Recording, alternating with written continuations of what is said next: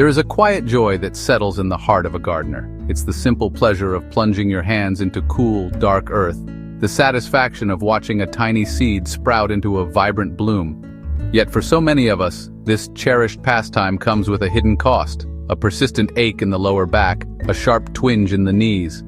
This challenge is not reserved for those of a certain age. It can affect anyone, at any time. What was once a source of effortless delight can begin to feel like a daunting physical chore.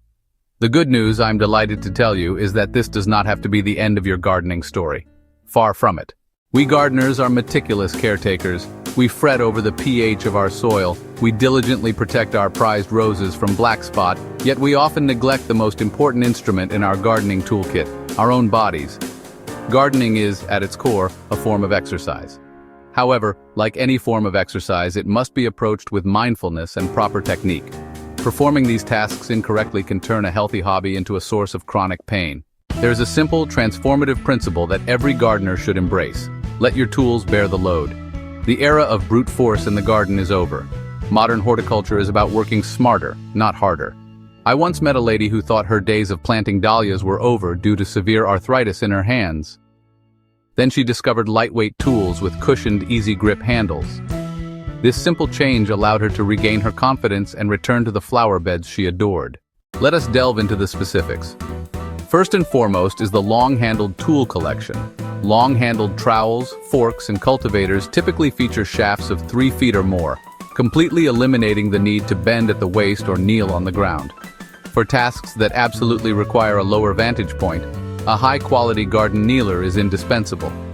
The best models feature thick, comfortable padding and sturdy side handles. When you flip it over, it becomes a comfortable, low bench. A lightweight, 2-wheeled wheelbarrow or garden cart is far more stable and easier to maneuver than a traditional single-wheeled model. These carts distribute weight evenly, requiring you to simply pull rather than lift and balance a heavy load. Do not underestimate the power of lightweight, ergonomic hand tools. Spring-loaded pruners and secateurs that require less force to operate can prevent fatigue and joint pain in the hands and wrists. Of all the adaptations one can make to a garden, perhaps none is more profoundly transformative than the introduction of raised beds. The concept is brilliantly straightforward. Instead of you bending down to the garden is brought up to you. You can build them to a height that is perfect for your specific needs. For wheelchair users or those who prefer to garden while seated, beds can be built to 24 to 30 inches, effectively creating a waist-high garden. Beyond the obvious ergonomic benefits, raised beds offer a host of horticultural advantages. The soil warms up faster in spring, remains loose and uncompacted, and drainage is vastly improved. It's much easier to control weeds and pests in a contained bed. Having the right tools is half the battle, but using your body correctly is the other equally important half.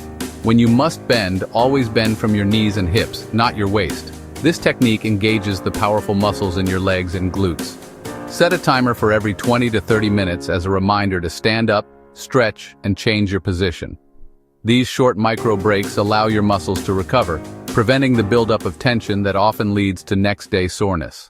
Throughout my years in horticulture, I have had the pleasure of speaking with countless gardeners and horticultural therapists.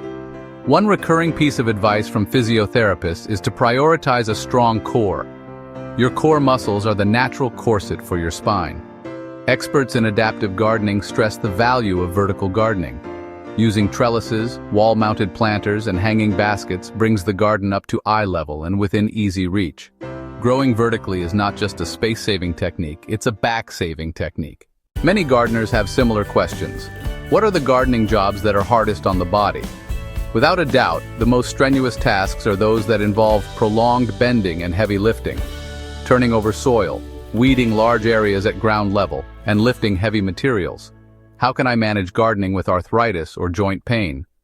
Look for tools specifically designed to reduce stress on joints.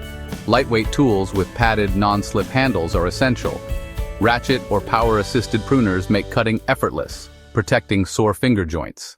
The desire to connect with the earth, to nurture life and create beauty, is a fundamental human instinct. It should never be a privilege reserved only for the young, the strong, or the completely able-bodied. Think of your fellow gardeners around the world who are finding clever ways to continue their love affair with the soil. Do not let the fear of an aching back or sore knees rob you of the immense joy that gardening brings. Instead, view these physical signals as an invitation to evolve your gardening practice. Embracing raised beds, long-handled tools, and ergonomic aids is not a concession. It is a declaration that you value both your passion and your well-being. So I encourage you to step out into your garden not with apprehension, but with a renewed sense of possibility. Look at your outdoor space with fresh eyes and imagine how you can adapt it to better suit your needs. Start small, perhaps with just one new tool or one raised container. Remember that the goal is not to conquer the garden, but to cooperate with it. With smart choices and a little help from modern innovation, your garden will continue to be a source of profound joy and gentle accomplishment for many seasons.